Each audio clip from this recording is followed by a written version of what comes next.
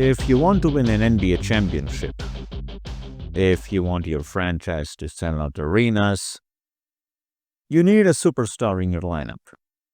You know, someone like Luka Doncic, a man who is a walking highlight reel, a man who just led his franchise to the NBA Finals, someone who is adored by the fans, the media, and his teammates.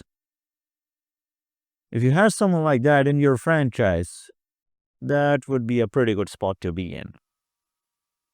Unless, of course, you are Nico Harrison, in which case you just call the Lakers and offered them Luka Doncic.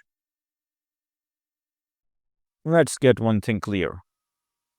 This trade did not happen because Doncic wanted to leave Dallas. Nor did the Lakers outmaneuver or outsmart the Mavericks.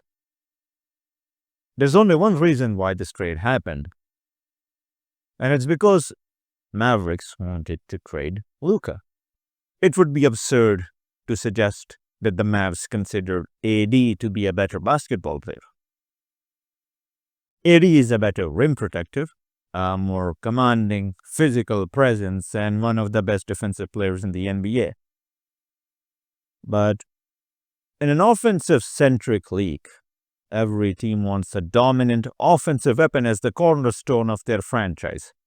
You know, someone like Luka. And while AD is a perennial all-star, he can't compete with Luka's star power. Luka Doncic will be the biggest star in LA sports. Luka Doncic will be the reasons why the Staples Center is sold out for the next decade. AD isn't the better player, and he certainly doesn't generate the same level of attention as Luka. The Mavericks know this. Nico Harrison knows this. And yet the Mavs traded away Doncic to the Lakers. It's easy to dismiss this trade as the Mavericks being complete idiots. And that is actually true. But what really intrigues me is how the Mavericks rationalized this trade. When the Mavs internally discussed this trade, someone must have said something that made some sense. Nico Harrison must have said something to the ownerships to convince them to trade away Luka. And based on the timing of this trade, the only thing that makes sense is that the Mavs didn't want to sign Luka to the 5-year, $345 million Supermax extension. Had Luka stayed in Dallas, he would have signed the Supermax extension. There was just no way around it. But it appears that the Mavs didn't want that. Despite Luka's domination on the court and unparalleled stardom, the Mavs didn't think that Luka was worth investing more than $250 million. And money can't be the reasons. The Mavs aren't strapped for cash. The new Mavericks co-owner, Miriam Adelson, she's worth around $32 billion. The only negative thing that we have heard about Luka has been some rumblings about his attitude and his commitment to fitness. That Luka doesn't train as hard and he doesn't eat like a professional athlete.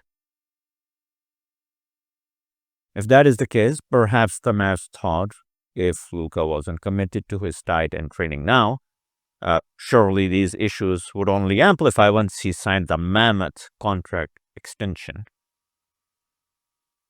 Maybe this impending contract extension forced the Mavs to act now.